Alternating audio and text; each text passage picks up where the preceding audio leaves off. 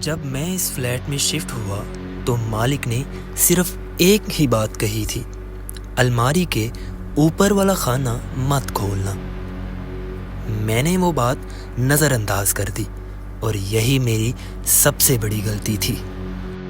میں نے سستا فلیٹ ڈھونڈا تھا، شہر کے بیچ میں، لیکن عجیب حد تک سستا۔ مالک نے کہا پچھلا کرایہ دار اچانک چلا گیا تھا۔ میں نے پوچھا سامان؟ وہ بولا سب لے گیا، بس کچھ چیزیں رہ گئی ہیں۔ پہلی رات سب نارمل تھا، دوسری رات میں نے محسوس کیا کہ کمرے کی چیزیں ہلکی سی اپنی جگہ بدل رہی ہیں۔ کرسی جو میں نے دیوار کے ساتھ رکھی تھی صبح کھڑکی کے پاس تھی۔ میں نے خود کو سمجھایا شاید یادداشت غلط ہو گئی۔ تیسری رات میں نے جان بوجھ کر ہر چیز کی تصویر لے لی، کرسی، ٹیبل، الماری۔ صبح اٹھا، کرسی واقعی جگہ بدل چکی تھی۔ میں نے تصویر سے کمپیئر کیا، کوئی شک نہیں تھا کمرے میں کوئی آتا تھا، لیکن دروازہ اندر سے لاک ہوتا تھا، کھڑکی بھی۔ اس دن میں نے پورا فلیٹ چیک کیا، تب مجھے الماری کے اوپر والا خانہ یاد آیا۔ مالک کی بات۔ میں نے کرسی رکھی اور اوپر چڑھا اور کھانا کھولا۔ اندر ایک پرانا ڈبہ تھا۔ ڈبے میں صرف ایک چیز تھی اور وہ تھی ڈائری۔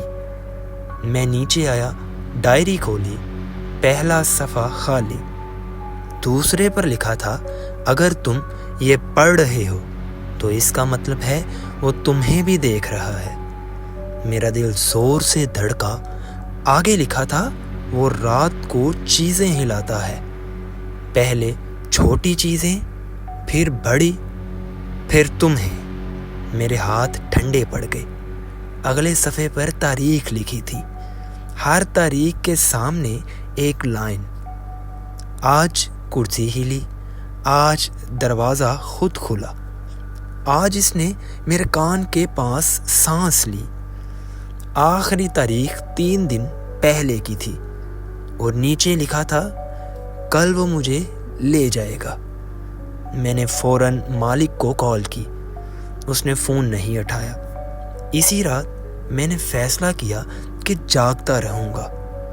رات 2:13 پر کمرے میں ہلکی سی آواز آئی۔ میں نے آنکھیں بند کر کے لیٹا رہا۔ فرش پر ہلکے قدموں کی آواز، آہستہ آہستہ میرے بستر کے قریب۔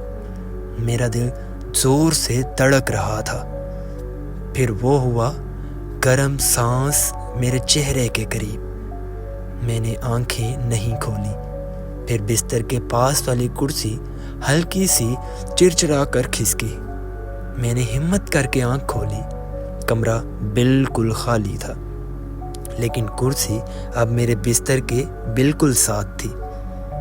اسی لمحے الماری کے اوپر والا خانہ آہستہ سے بند ہوا، خود بخود۔ میرا خون جم گیا۔ میں نے فوراً ڈائری دوبارہ کھولی۔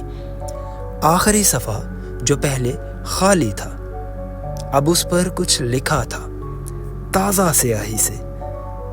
آج اس نے ڈائری پڑھ لی ہے۔ میری سانس رک گئی۔ نیچے ایک اور لائن ابھری، جیسے ابھی لکھی جا رہی ہو، اب یہ اگلا لکھے گا۔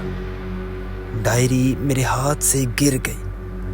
اسی لمحے دروازہ لاک ہونے کی آواز آئی۔ اندر سے لائٹ جھپکی اور بند ہو گئی۔ اندھیرے میں میں نے واضح طور پر دیکھا کہ کمرے کے کونے میں کوئی کھڑا ہے، لمبا، خاموش، انتظار کرتا ہوا۔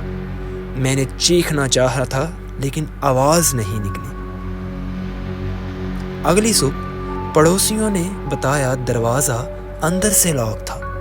پولیس آئی، کمرہ خالی تھا، صرف ایک چیز ملی، الماری کے اوپر والا خانہ کھلا ہوا تھا اور اندر وہی ڈائری۔